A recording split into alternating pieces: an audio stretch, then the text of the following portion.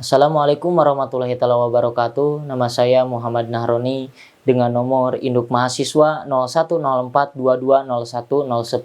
Baik, pada kesempatan kali ini saya akan mempresentasikan tentang perubahan sosial dan kebudayaan untuk memenuhi tugas ujian akhir semester mata kuliah pengantar sosiologi.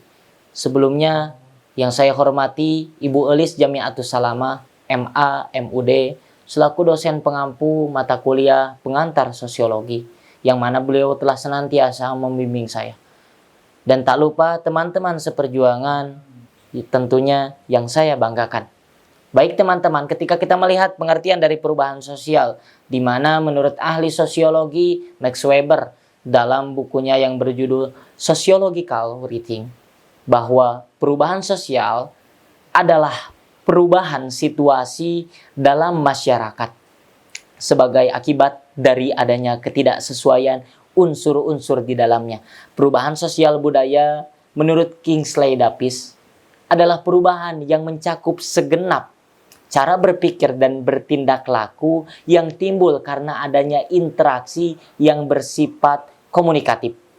Mengutip pendapat Surjono Sukanto dalam modul pembelajaran SMA Sosiologi kelas 12 karya Irin Ternika Serpang, beberapa faktor pendorong perubahan sosiologi atau perubahan sosial budaya adalah: pertama, adanya kontak dengan budaya lain. Ketika ada dua kebudayaan saling bertemu, akan saling mempengaruhi sehingga berakhir membawa sebuah perubahan.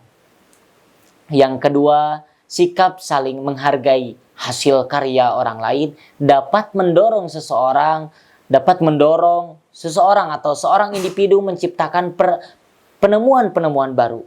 Ketiga, sistem pendidikan yang maju memungkinkan individu akan mempelajari nilai-nilai tertentu yang dapat membuka pikirannya dalam menerima hal-hal baru. Keempat, sikap toleransi terhadap adanya pengaruh dari luar dan sistem lapisan masyarakat yang terbuka. Kelima, ketidakpuasan masyarakat terhadap bidang-bidang atau sektor kehidupan tertentu. Keenam, adanya orientasi ke masa depan. Contoh dari perubahan sosial yang pertama, kebiasaan komunikasi yang dipermudah dengan smartphone. Jika dahulu untuk mengirim pesan masyarakat akan menggunakan surat atau telepon umum, kini pesan dapat dikirim melalui smartphone. Yang kedua, kemunculan e-commerce membawa kebiasaan baru masyarakat untuk berbelanja secara daring melalui platform pasar online.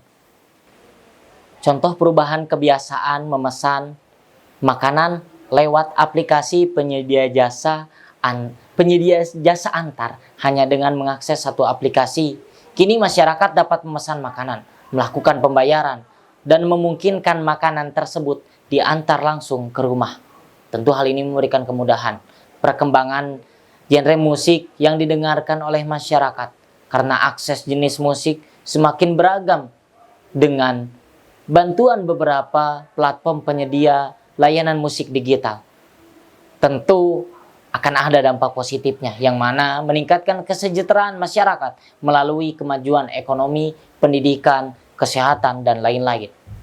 Manfaat yang keduanya, dampak positif yang keduanya meningkatkan keragaman budaya melalui pertukaran unsur-unsur budaya antar masyarakat, meningkatkan toleransi dan kerjasama antar kelompok sosial atau antar negara melalui saling pengertian dan penghargaan.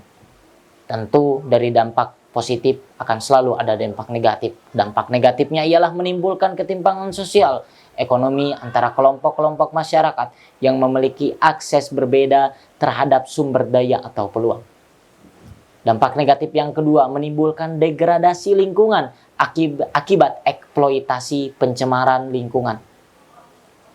Dampak negatif berikutnya yaitu menimbulkan krisis identitas atau kehilangan nilai-nilai budaya akibat pengaruh budaya asing yang tidak sesuai dengan budaya lokal. Tentu dari dampak positif dan negatif, adanya upaya mengatasi, meningkatkan kesadaran dan partisipasi masyarakat dalam mengelola sumber daya alam dan lingkungan secara berkelanjutan. Meningkatkan kualitas sumber daya manusia melalui pendidikan, pelatihan, dan pemberdayaan masyarakat. Upaya berikutnya ialah meningkatkan keadilan sosial ekonomi melalui pemerataan pembangunan, redistribusi pendapatan, dan perlindungan sosial. Meningkatkan pelestarian budaya melalui pengembangan, perlindungan, dan promosi unsur-unsur budaya lokal yang meningkatkan dialog dari kerjasama antar kelompok sosial. Kesimpulannya, perubahan sosial adalah perubahan unsur-unsur sosial di dalam masyarakat sehingga muncul tata kehidupan yang baru. Perubahan budaya adalah perubahan unsur-unsur kebudayaan karena perubahan pola pikir masyarakat sebagai pendukung kebudayaan perubahan.